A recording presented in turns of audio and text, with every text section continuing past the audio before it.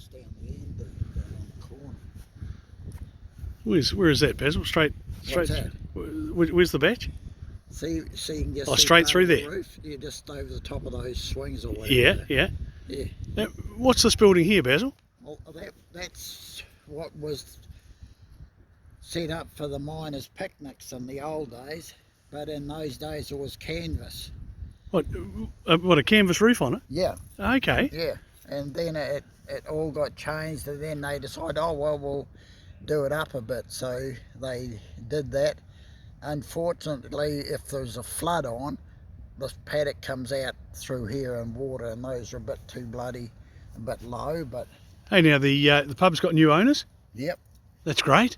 Yeah, It must be and hard. It must be hard to attract people, to a small village like this. It's lifestyle, as they said there. As he is sort of a chef, and she does the bar, Oh, okay. and it's working bloody well, to Now, be honest. now who looks after the grounds here? Our caretaker just lives just down the road there. Can't think of his name, but And he's got a big ride-on mower, and bloody, yep.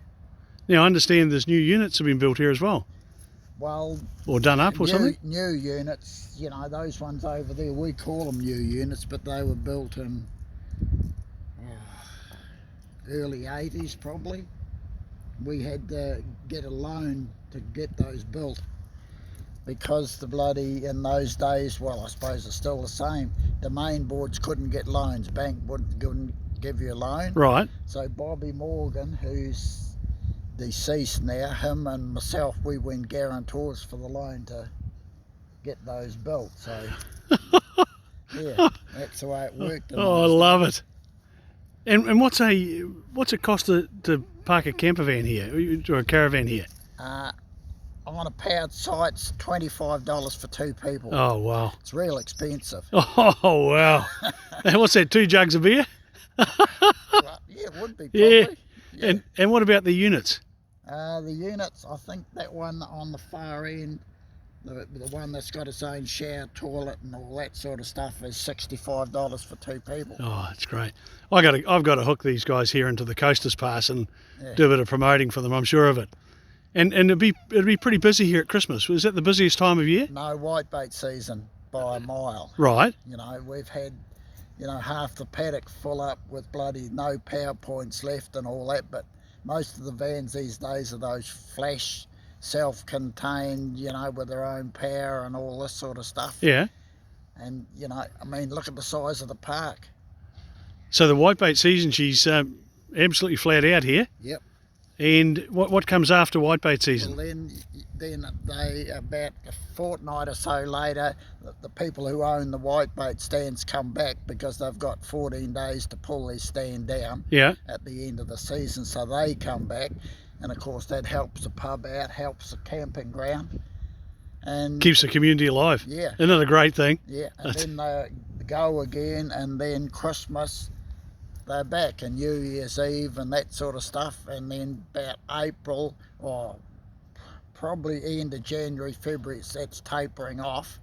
Although a lot of the older people come here when schools go back, you see, because there's not so many bloody school kids around. Excuse my English. No, you're right. You're right. And, I know what you mean. yeah. So, and then from April on, more or less through till any holiday period, long weekends, you get them coming in from Nelson, Christchurch and what have you.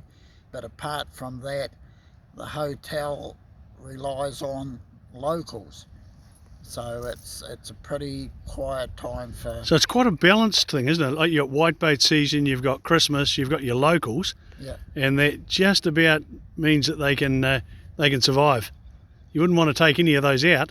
No, definitely not, because count on hotels and all that, everything's going up. Your licenses, your food licenses, your hotel licenses, power's going up for Yeah. your coolers, for your beer and all this, which has got to be running all the time.